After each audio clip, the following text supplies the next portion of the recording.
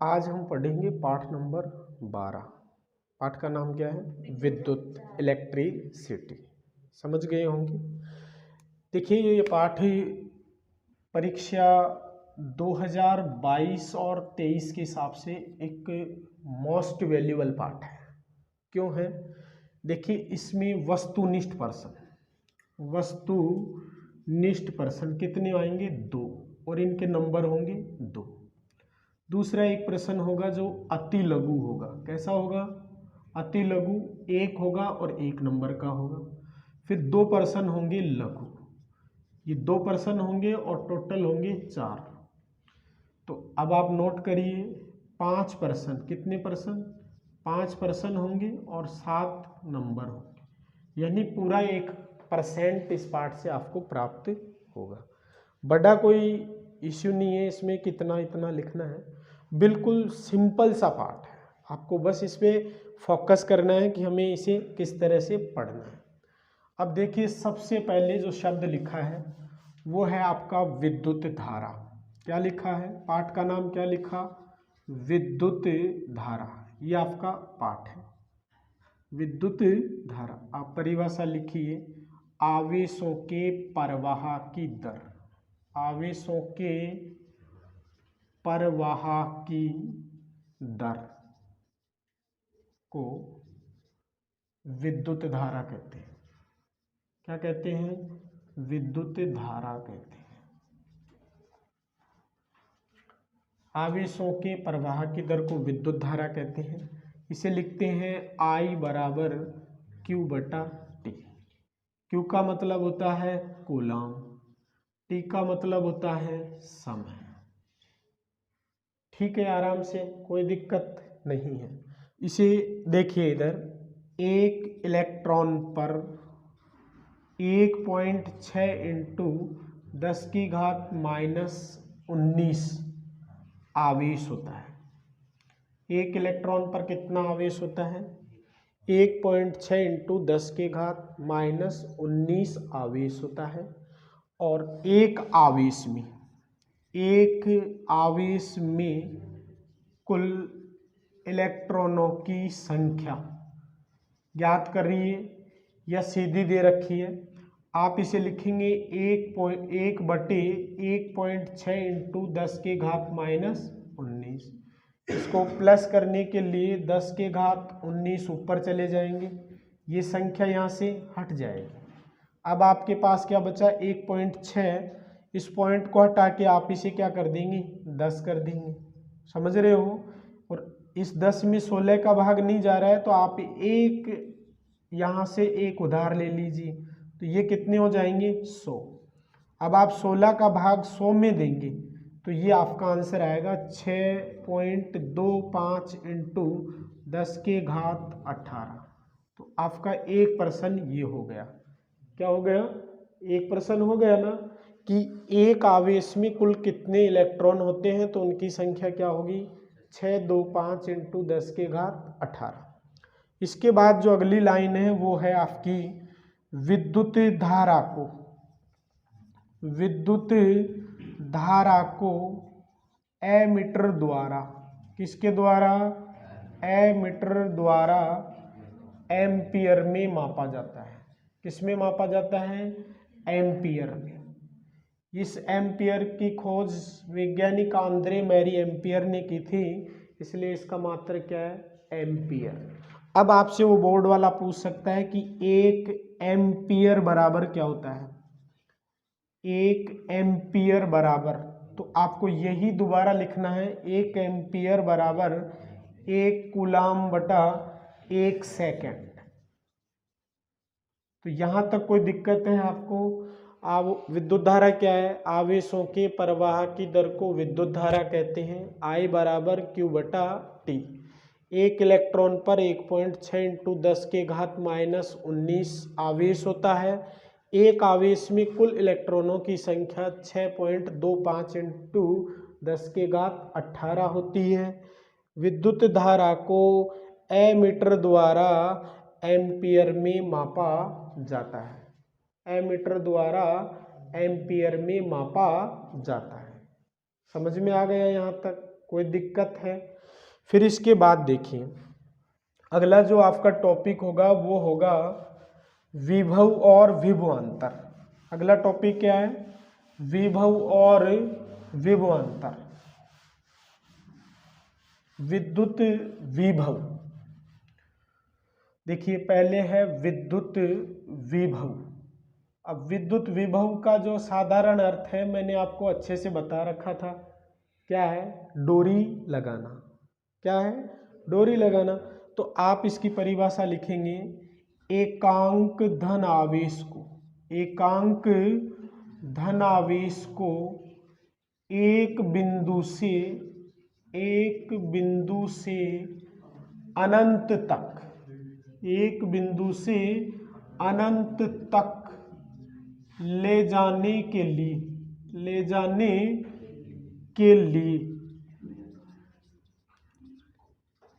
किए गए कार्य को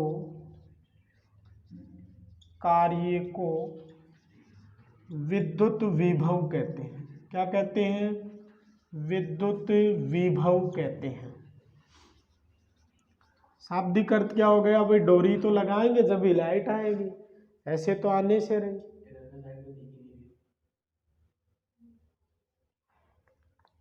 यहां तक तो ठीक है, समझ में आ गया। एकांक धन आवेश को एक बिंदु से अनंत तक ले जाने के लिए किए गए कार्य को विद्युत विभव कहते हैं। इसके बाद आपका दूसरा शब्द क्या है? विद्युत विभवांतर। विद्युत विभवांतर, ठीक है। विद्युत विभवांतर में क्या करना है? इसी लाइन को दोबारा लिखना है। क्या लिखेंगे इसमें? एकांक धन आवेश को, एकांक धन आवेश को एक बिंदु से दूसरे बिंदु तक ले जाने के लिए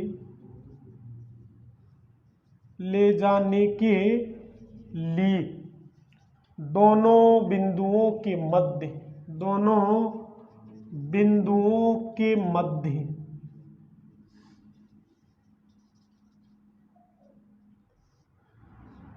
किए गए कार्य को, दोनों बिंदुओं के मध्य किए गए कार्य को क्या कहेंगे?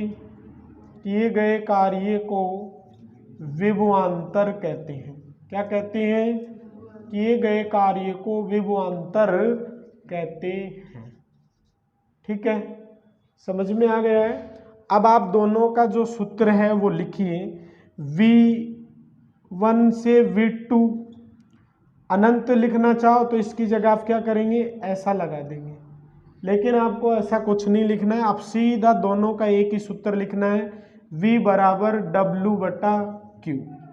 W का मतलब कार्य, वर्क, और कार्य लिख दिया है, इसका अर्थ क्या लिखेंगे? कूलम। ठीक है। अब कार्य का मात्रक क्या है पता है आपको? जूल। कार्य का मात्रक क्या है? जूल/कूलम। समझ में आ गया? कोई दिक्कत है? अब इसका मात्रक देखिए। विभव और विभवांतर दोनों, विभव और विभवांतर को वोल्ट मीटर द्वारा वोल्ट में मापा जाता है। वोल्ट मीटर द्वारा वोल्ट में मापा जाता है। वोल्ट में मापा जाता है। तो इसका मात्रक क्या हो गया? वोल्ट। वोल्ट में मापा जाता है। समझ में आ गया यहाँ तक? विभव और विभवांतर को वोल्ट मीटर द्वारा वोल्ट में मापा जाता है। अब आपसे पूछ ले कि 1 वोल्ट बराबर, तो 1 वोल्ट बराबर क्या लिखेंगे? 1 जूल/1 कूलम। ये छोटे छोटे प्रश्न हैं, यहां तक कोई दिक्कत नहीं है ना? बिल्कुल भी आराम से समझ में आ गया। दोबारा समझ लो। विभव एकांक धन आवेश को एक बिंदु से अनंत तक ले जाने के लिए किए गए कार्य को विद्युत विभव कहते हैं। विभवांतर में एकांक धन आवेश को एक बिंदु से दूसरे बिंदु तक ले जाने के लिए दोनों बिंदुओं के मध्य किए गए कार्य को विभवांतर कहते हैं। V बराबर W/Q, कार्य कूलाम जूल, मात्रक हो जाएगा, जूल का मात्रक कूलाम, जूल बटा कूलाम। विभव और विभवांतर को वोल्ट मीटर द्वारा वोल्ट में मापा जाता है। 1 वोल्ट बराबर 1 जूल बटा 1 कूलाम। यहाँ तक कोई आपत्ति? आराम से समझ में आ गया है। इसके बाद आगे वाला टॉपिक देखें।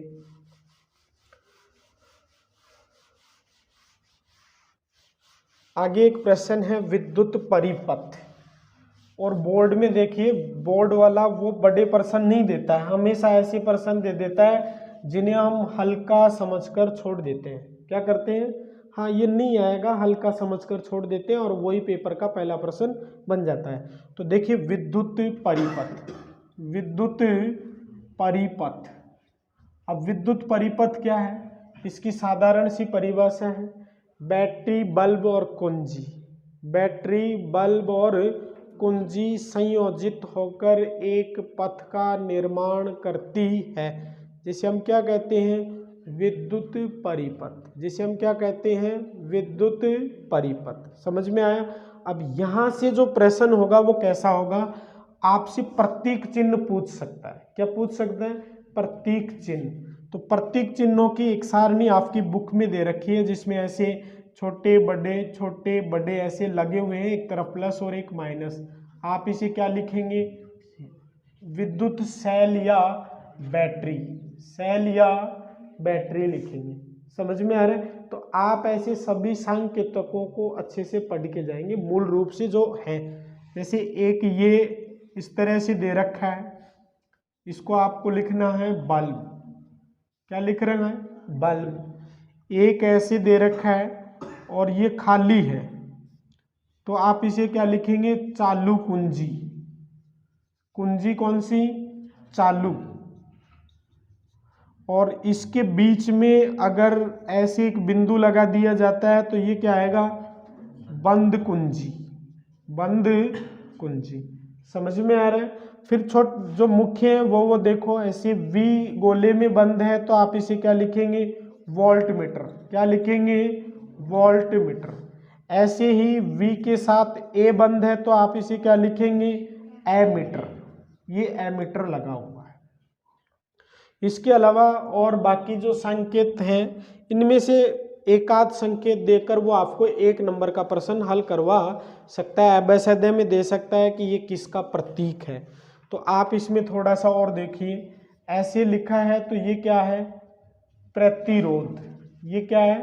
प्रतिरोध। और इस तरह से लगा हुआ है और इसमें ये डंडा है, तो ये क्या हो जाएगा? परिवर्ती प्रतिरोध। एक है तार संधि, है ना? ऐसे सीधा जुड़ा हुआ होगा ऐसे, ये तो आपकी क्या कहलाएगी? तार संधि। तो यही लगभग इतने से एक संकेत इसमें लिखे हुए हैं, आप आराम से पहचान लेंगे ना। एक संकेत ऐसे लिख के वो एबेसेडे दे सकता है। क्लियर हो जाएगा आराम से, कोई दिक्कत नहीं है। अब इसके बाद देखिए, आपके पास जो आता है वो है ओम का नियम। अगला जो टॉपिक है वो क्या है? ओम का नियम। यही है ना? देखो, ओम का नियम, ये नियम ओम क्या कह रहा है? देखिए, जब किसी चालक तार की भौतिक अवस्थाएं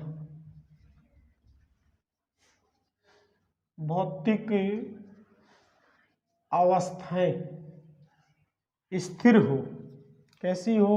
स्थिर हो, तो सिरों से उत्पन्न सिरों से उत्पन्न विभवांतर प्रवाहित धारा के समानुपाती होता है। क्या होता है? समानुपाती होता है। ओम का नियम हमें बताना चाह रहा है कि जब किसी चालक तार की भौतिक अवस्थाएं स्थिर हो तो सिरों से उत्पन्न विभवांतर प्रवाहित धारा के समानुपाती होता है। जैसे V समानांतर I बराबर क्या है? स्थिरांक। क्या है? स्थिरांक या नियतांक, या आप इसे R लिख दीजिए, कोई बाधा नहीं है। अब आप इसे समीकरण निकाल लेंगे, R को आप इधर लाएंगे तो ये हो जाएगा V बटे I। एक तो ये हो जाएगा। V को इधर ले आएंगे तो I गुणा R, एक आपका ये हो जाएगा I गुणा R। अब क्या ज्ञात रह गया? I बराबर लिखेंगे V बटे R। तो ये तीन सूत्र हैं जो RVI प्रतिरोध, विभवांतर और विद्युत धारा ज्ञात कर सकते हैं। यहाँ तक कोई दिक्कत है? आराम से अच्छा समझ में आ रहा है? अब इसके बाद आगे देखिए, ये तो हो गया ओम का नियम, ठीक है। अब इस R का मतलब क्या है? बाधा, ठीक है। अब हम क्या पढ़ेंगे? प्रतिरोध। क्या पढ़ेंगे? प्रतिरोध। तो ओम का नियम क्या कह रहा है? जब किसी चालक तार की भौतिक अवस्थाएं स्थिर हो तो सिरों से उत्पन्न विभवांतर प्रवाहित धारा के समानुपाती होता है। V समानांतर I बराबर R बराबर V बटे I, V बराबर I गुना R और I बराबर V बटे R। ये तो हो गया अपना ओम का नियम। क्या हो गया? ओम का नियम। अब इसके बाद देखिए प्रतिरोध। शब्द क्या है? प्रतिरोध। प्रतिरोध क्या है? धारा के प्रवाह में उत्पन्न बाधा को क्या कहेंगे? प्रतिरोध। उत्पन्न धारा के प्रवाह में उत्पन्न बाधा को प्रतिरोध कहते हैं। क्या कहते हैं? प्रतिरोध। समझ में आया? R बराबर क्या लिखेंगे? R बराबर V बटा I। तो अब इसे हल करके लिखेंगे। V को किस में मापते हैं? वोल्ट में। और I को किस में मापते हैं? एम्पियर में। और प्रतिरोध को किस में मापते हैं? वो देखिए आगे। प्रतिरोध को ओम मीटर द्वारा किस में मापेंगे? ओम मीटर द्वारा ओम में मापा जाता है। ओम में मापा जाता है। समझ गए? तो अब इस R का मतलब क्या हो गया? वोल्ट बराबर 1 ओम। समझ में आया? परीक्षा में पूछ ली 1 ओम बराबर होता है तो 1 ओम बराबर 1 वोल्ट बटा 1 एम्पियर। 1 वोल्ट बटा 1 एम्पियर। क्या पढ़े हम? प्रतिरोध। धारा के प्रवाह में उत्पन्न बाधा को प्रतिरोध कहते हैं। प्रतिरोध का मात्रक क्या है? ओम मीटर द्वारा ओम में मापा जाता है। 1 ओम बराबर 1 वोल्ट बटे 1 एम्पियर। ये सब छोटे छोटे प्रश्न हैं जो आप आराम से पढ़ सकते हैं। कोई दिक्कत किसी प्रकार की नहीं है। समझ में आ गया है? ठीक है। अब इसके बाद देखिए, दो और छोटी छोटी परिभाषाएं लिखी हुई है नीचे, जो मैं आपको बोलकर सुना देता हूँ। एक है परिवर्ती प्रतिरोध। कि कौन सी परिभाषा है? परिवर्ती प्रतिरोध। परिवर्ती प्रतिरोध। अब देखिए परिवर्ती प्रतिरोध क्या कह रहा है कि किसी स्रोत की वोल्टता यानी कि विभवांतर को किसी स्रोत की वोल्टता को बिना परिवर्तित किए धारा को नियंत्रित करने वाले अवयव को क्या कहेंगे? परिवर्ती प्रतिरोध। क्या कहेंगे? समझ में आया? किसी स्रोत की वोल्टता में, समझ रहे हैं, बिना परिवर्तन किए धारा को नियंत्रित करने वाले अवयव को हम क्या कहेंगे? परिवर्ती प्रतिरोध। और किसी विद्युत परिपथ में धारा को नियंत्रित करने वाले अवयव को क्या कहेंगे? धारा नियंत्रक। क्या कहेंगे? धारा नियंत्रक। समझ में आए दोनों परिभाषाएं? कोई दिक्कत है? आराम से समझ में आ गई ना? आगे जो टॉपिक है वो है कि प्रतिरोध किन कारकों पे निर्भर करता है। प्रतिरोध किन कारकों पर निर्भर करता है? तो किताब के अनुसार देखिए, पहला लंबाई। किसकी लंबाई? हाँ, वो देखो, पूरा लिखो आराम से। चालक तार की लंबाई, चालक तार की लंबाई। दूसरा यही चालक तार का अनुप्रस्थ काट। अनुप्रस्थ काट का मतलब मोटाई। तीसरा है चालक तार में उपस्थित पदार्थ। चालक तार में उपस्थित पदार्थ। चौथा आप लिख सकते हैं चालक तार में उपस्थित पदार्थ का ताप।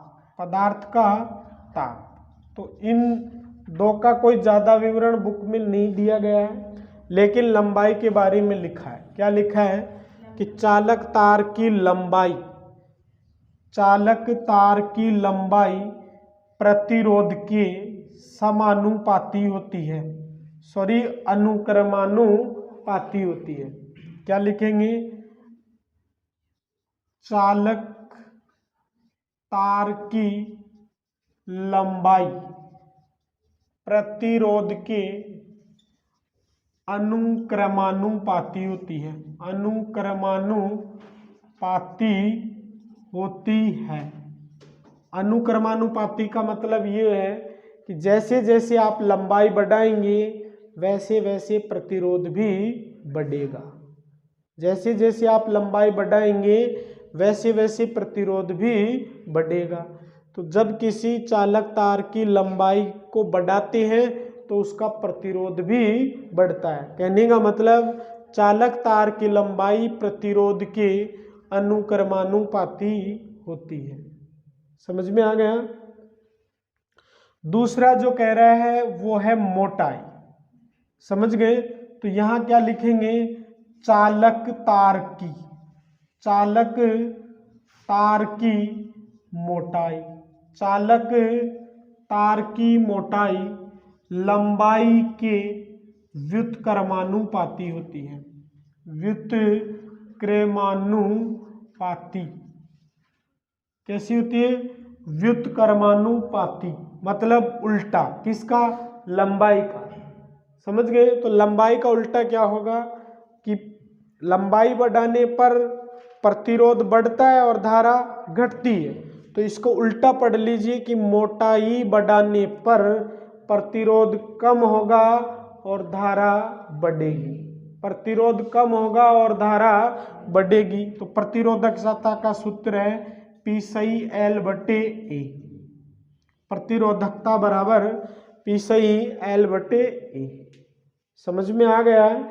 अब इसको ज़्यादा कम समय में ज़्यादा पढ़ने की ज़रूरत आपको नहीं है। जितना जितना बताया जा रहा है उतना उतना आपको पढ़ना है। तो ये एक दो कारकों पे पूछ सकता है आपसे। छोटा क्वेश्चन पूछ सकता है किसी तार की लंबाई को 4 गुना 3 गुना बढ़ाने पर उसकी धारा में क्या प्रभाव पड़ता है।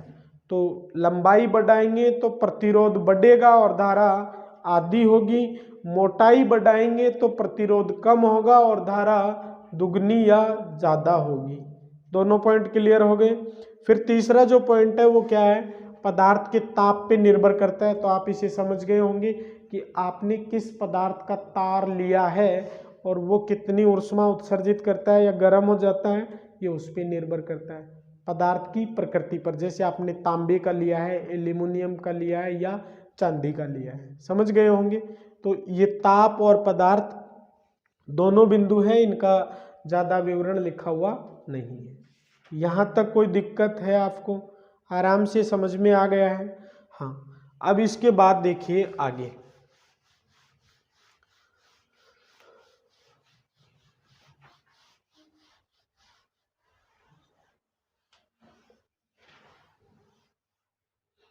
आगे दे रखा है श्रेणी क्रम और पार्श्व क्रम। एक श्रेणी क्रम है और दूसरा है पार्श्व क्रम। श्रेणी क्रम और पार्श्व क्रम। अब देखिए श्रेणी क्रम में क्या होता है, सभी बल्बों को एक ही लाइन में जोड़ा जाता है, ठीक है। दूसरा आपका पार्श्व क्रम है जिसमें सभी बल्बों के लिए एक अलग स्विच होता है। सभी के लिए क्या होता है, एक अलग स्विच होता है। ये तो हो गया पार्श्व क्रम में और ये हो गया श्रेणी क्रम में। अब 1-2 नंबर का अच्छा क्वेश्चन है कि हम घरेलू परिपथ को श्रेणी क्रम की अपेक्षा पार्श्व क्रम में क्यों जोड़ते हैं। ये आपको पेज नंबर 240 पे शायद प्रश्न दे रखा है, ये नीचे ही देखो। हाँ 240 पे चेक करो एक बार, वहाँ दे रखा है। तीसरा या चौथा 5वां क्वेश्चन है जिसमें लिखा है कि श्रेणी क्रम की अपेक्षा पार्श्व क्रम में क्यों जोड़ा जाता है। मोस्ट क्वेश्चन है, तो आप इसमें 2-3 लाइन लिख देंगे। एक तो विद्युत अधिक खर्च होती है, सीधा समझ रहे हो, विद्युत अधिक खर्च होती है तो वे भी ज्यादा करना पड़ेगा, बिल ज्यादा आएगा। तीसरा इसमें अतिभारण और लघुपथन की समस्या निरंतर बनी रहती है, क्योंकि एक भी अगर थोड़ा सा भी शॉर्ट कुछ होता है तो पूरी लाइन जलने की संभावना रहती है, जबकि पार्श्व क्रम में ऐसा नहीं होता है। इसीलिए हम घरेलू परिपथ को किस में जोड़ते हैं, पार्श्व क्रम में। किस क्रम में जोड़ते हैं, पार्श्व क्रम। अब इसके अंदर इससे संबंधित कुछ सवाल है, समझ में आ रहा है कि इससे संबंधित सवाल है, तो आप इन दोनों को देखेंगे तो आप इनको सीधे सवाल का मैं सीधा तरीका बताता हूँ। पार्श्व क्रम में अगर दिया होता है तो आप संख्या को 1/R1, 1/R2, 1/R3 में लिखना और एलसीएम लेके हल करेंगे तो आपको R प्राप्त हो जाएगा। I और V दिया हुआ होगा, समझ में आ गया। इसके बाद अगर श्रेणी क्रम में देता है तो आपको सीधा R1 + R2 + R3 में जोड़ना है, समझ में आ रहा है। ऐसा एक आंकिक प्रश्न पूछ सकता है, कोई दिक्कत है। एक सवालों की बात करें तो 2 तो ये तरीके हैं, 2 तरीके और हैं आपसे। जैसे 240 पे एक और सवाल दे रखा है कि इन प्रतिरोधकों को किस प्रकार से जोड़ें, इन प्रतिरोधकों को किस प्रकार से जोड़ें कि उत्तर ये आए। दे रखा है ना 2, 3, 6 ऐसी कुछ संख्या दे रखी है। तो आप देखिए जैसे उसने आपको संख्या दे दी 2, 3 और 6, समझ में आ रहा है। वो पूछ ले कि इनको इस प्रकार से संयोजित करो कि उत्तर 9 और 4 आए, ऐसा दे रखा है। 4 और 1 आए, ये दे रखा है। तो आपको क्या करना है, देखो इनको सीधे जोड़ते हैं तो आपको पता है ये 11 आ रहे हैं, ये 11 तो किस में आ गए भाई, श्रेणी क्रम में। अब आप इन्हीं को किस में जोड़ देंगे, पार्श्व क्रम में। तो ये एलसीएम 6, 3, 2, 1, 6/6 उल्टा करेंगे तो भी वही कट जाएगा। आपका एक आंसर तो ये आ गया है। ऐसे छोटे सवाल पूछ सकता है। फिर इसके बाद वो पूछ रहा है कि 4 आए, तो इसके लिए आपको इसी सवाल को क्या करना है, आपको एक बिंदु को तो श्रेणी क्रम में जोड़ना है और 2 बिंदुओं को किस में जोड़ना है, पार्श्व क्रम में। ऐसे जोड़ देंगे आराम से, कोई दिक्कत नहीं है। अब यहाँ 2 दे रखा है, 2 को यहाँ रख दो, 3 और 6 यहाँ रख दो। इसको तो सीधा जोड़ना है, इनको हल करके जोड़ना है। देखो कैसे करेंगे, इसका तो R1 + 1R1 + 1R 2, ऐसे जोड़ेंगे। ये 2 तो वैसे के वैसे 1/3 प्लस 1/6, एलसीएम लिए तो 6, ये कितने आए 2, 1, 3/6। आर बराबर कितना हो जाएगा 6/3। आप इसे काटेंगे तो कितना आया 2, तो 2 आपका इधर है प्लस 2 उधर आता है, तो टोटल आंसर कितना आया 4। आ रहा है आराम से। ये पेज नंबर 240 की सवाल है, शायद 5वां 6ठा सवाल है, आप देख लीजिएगा। ऐसे आपको 2 तरीकों से हल करना है, कर लेंगे, कोई दिक्कत है। अगर फिर भी आंसर नहीं आता है तो आप इस संख्या को यहाँ रख लीजिएगा, उसको वहाँ रख लीजिएगा, तो 3 बार घुमाएंगे आपका आंसर आ जाएगा। कंडीशन क्या रहेगी कि ऐसा करने से ऐसा होता है। समझे या नहीं समझे, कोई दिक्कत है क्या, कर लेंगे ना, ठीक है। अब इसके बाद ये तो हो गए आपके श्रेणी क्रम और पार्श्व क्रम से संबंधित सवाल। इसके बाद जो अपना टॉपिक है उसमें शायद अब विद्युत धारा का तापीय प्रभाव, यही है ना, विद्युत धारा का तापीय प्रभाव।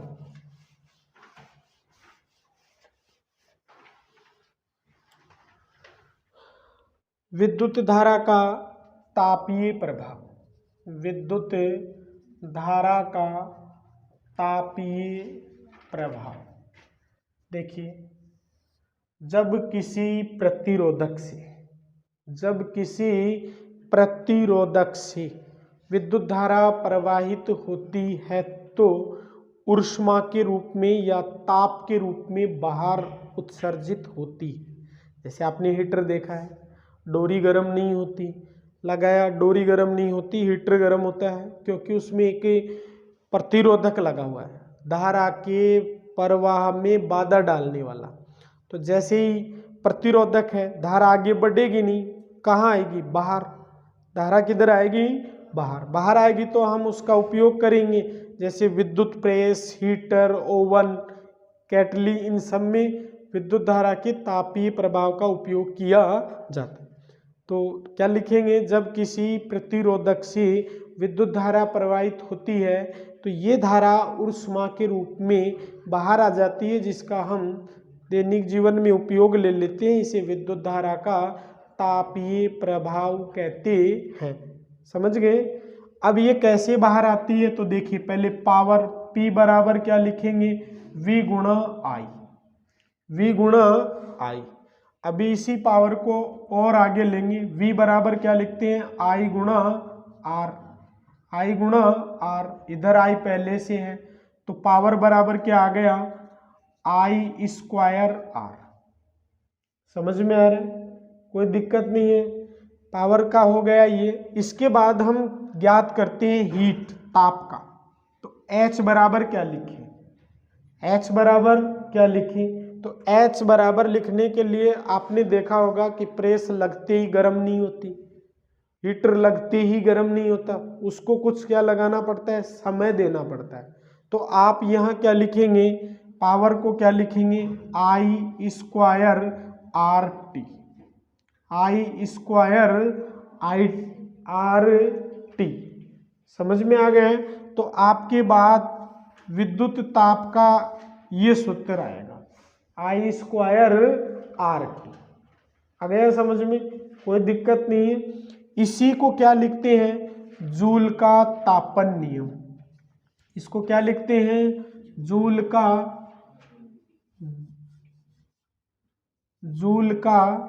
तापन नियम। जूल का तापन नियम क्या कहता है, ये तीनों शब्द आपको अच्छे से याद रखना है, ये तीनों समझ गए। तो जूल का तापन नियम कहता है कि किसी प्रतिरोधक से उत्पन्न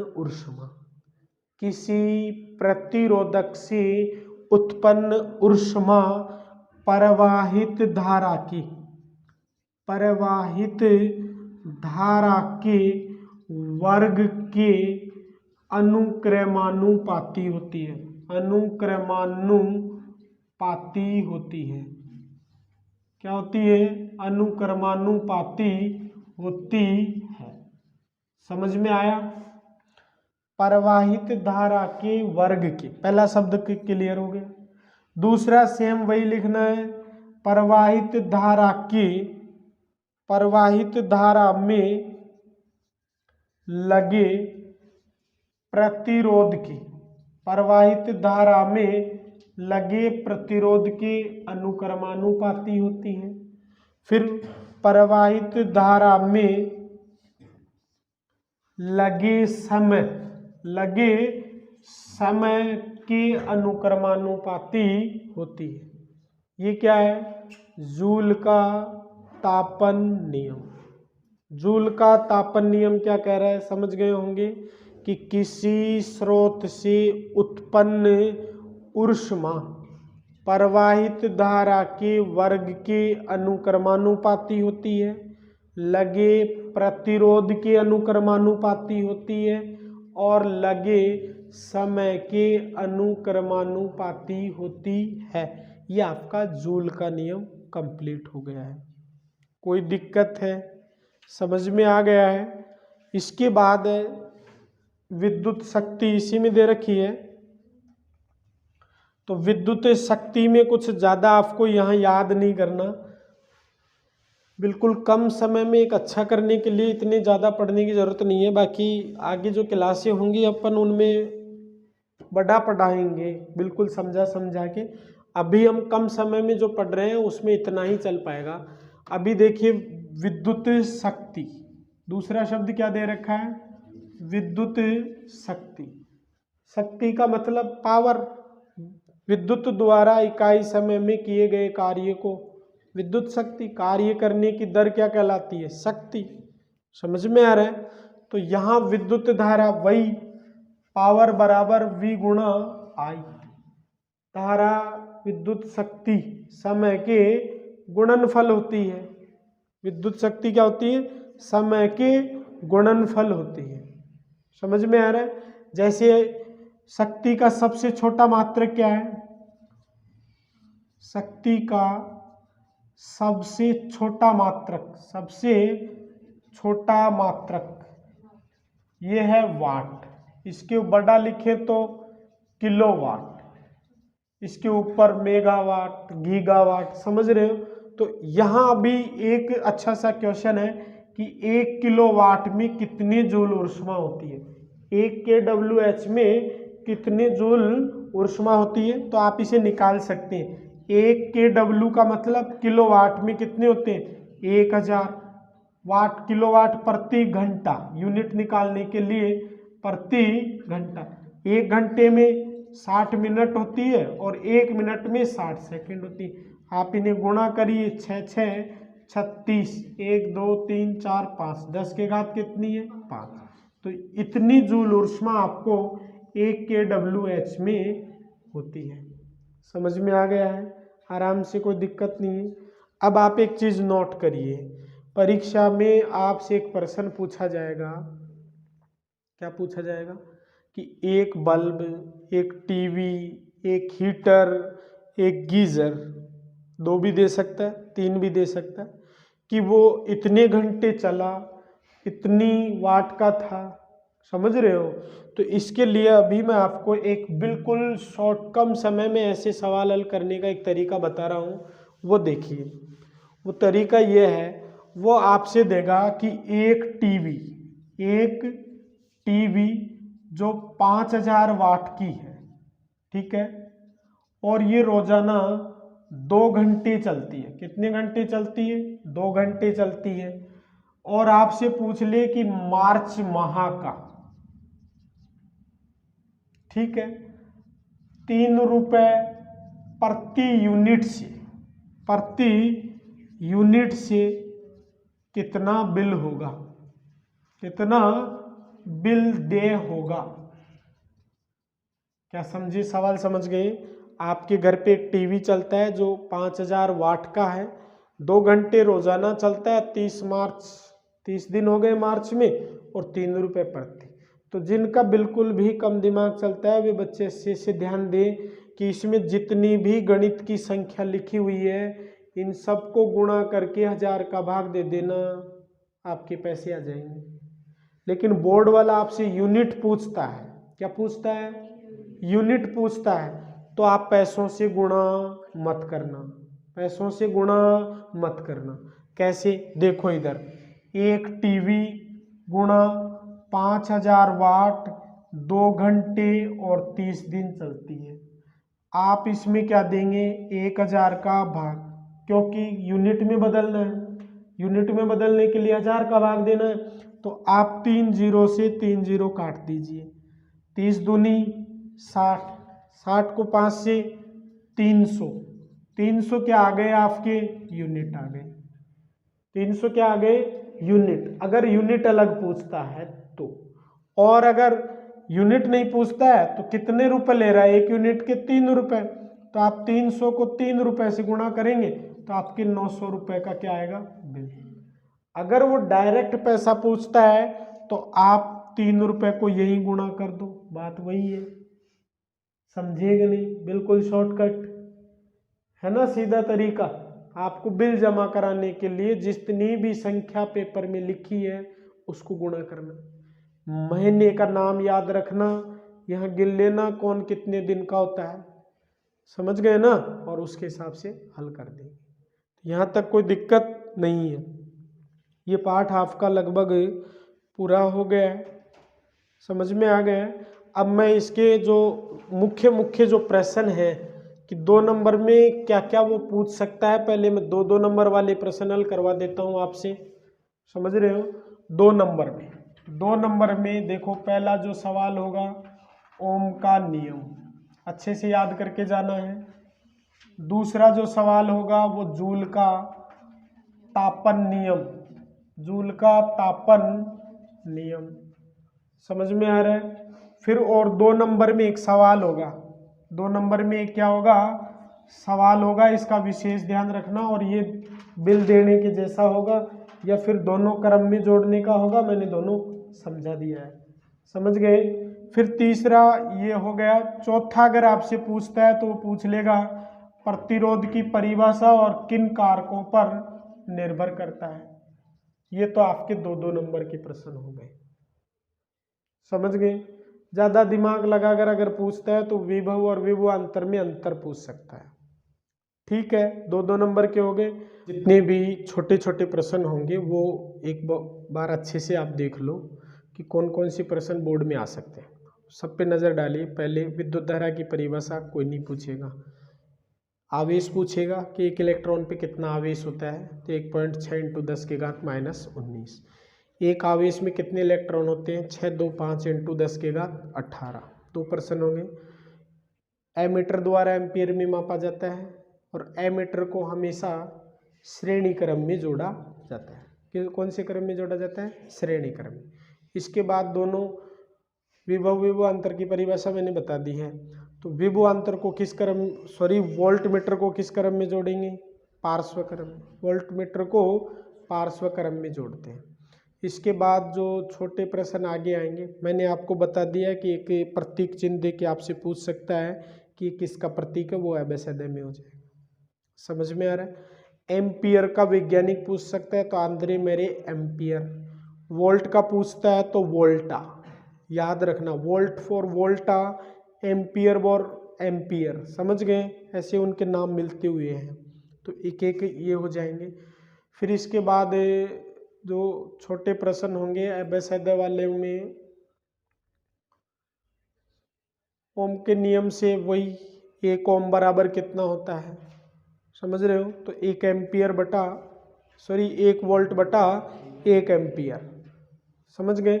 ऐसे ही 1 वोल्ट, 1 एम्पियर और 1 ओम, ये तीनों शब्द ऐसे पूछ सकते हैं, तो तीनों को अच्छे से लिख देंगे। फिर इसके बाद विद्युत धारा का तापीय प्रभाव में कोई प्रश्न नहीं है। फिर एक प्रश्न एबेसिडे वाला जो बनेगा वो ये रहेगा कि चालक तार की लंबाई इतनी बढ़ाने पर प्रतिरोध पे क्या प्रभाव पड़ेगा। तो आप समझ ही गए होंगे, आराम से लिख सकते हैं कि लंबाई बढ़ाने पर प्रतिरोध बढ़ता है, धारा घट जाती है, मोटाई बढ़ाने पर प्रतिरोध कम होता है और धारा बढ़ जाती है, समझ में आ गया है। इसके बाद आगे देखिए, इसके बाद अनुप्रयोग में लिखा है कि हम जो बल्ब है, इस बल्ब का जो तंतु होता है वो किस धातु का होता है? टंगस्टन। बल्ब का तंतु किस धातु का होता है?